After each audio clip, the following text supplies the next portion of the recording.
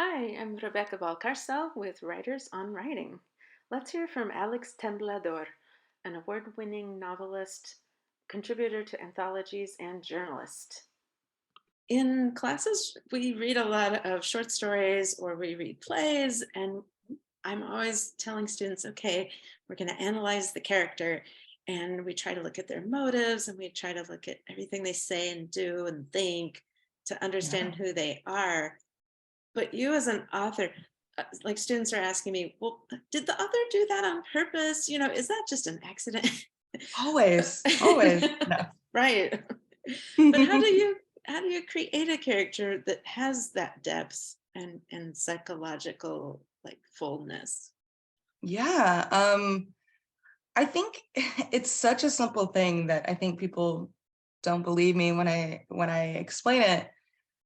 I know as much as I can about that character as possible. So I like to start off with a list.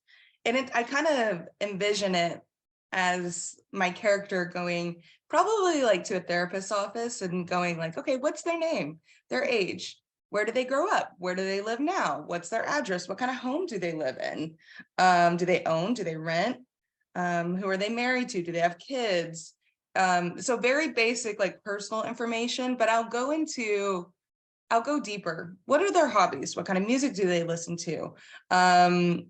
What are they afraid of? What makes them very happy?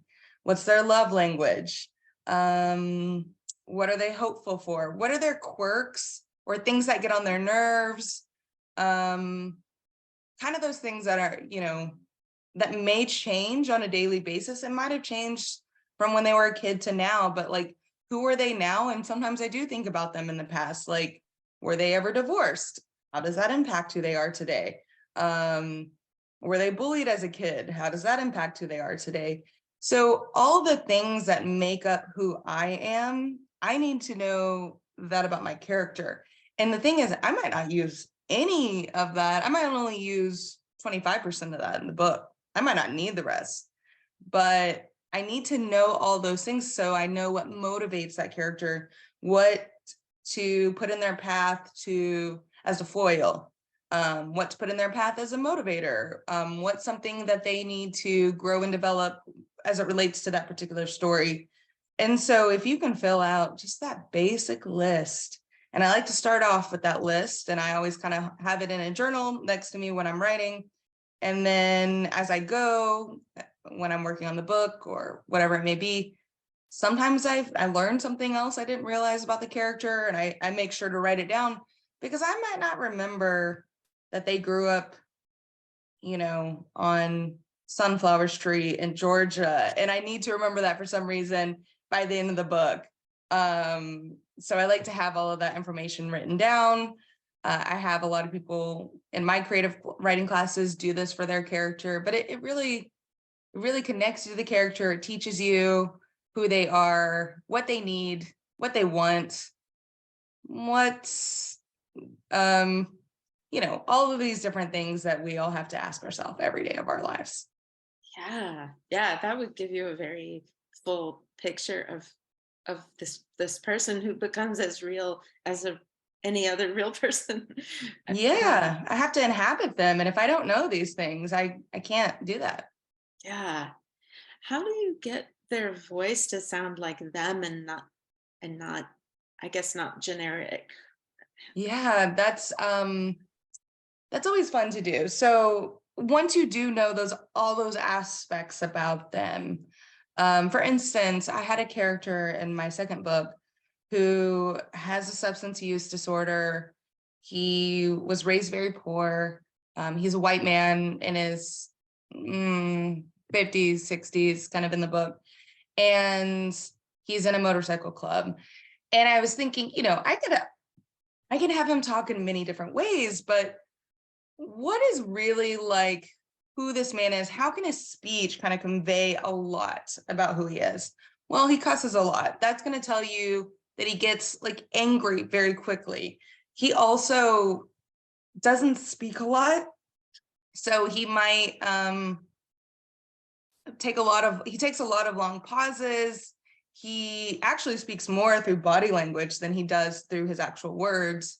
And that's something that I brought to life, because he doesn't speak that many words in the book. He actually moves a lot and has little ticks that show you what he's thinking and how he's feeling, because he doesn't want to convey that with words ever.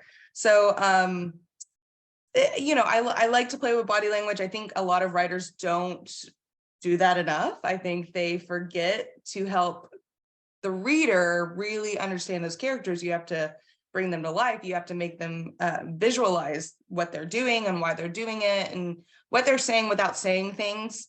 And that's kind of something I grew up with. I had a sister who wasn't able to speak language, whether that's through words or through ASL. So I had to read her body language, and I do that with everybody actually. When I'm out and about, I'm always like, pay attention to what people are saying when they're not saying anything at all, which is a fun exercise if you want to do that while you're at a coffee shop. Just don't be weird about it.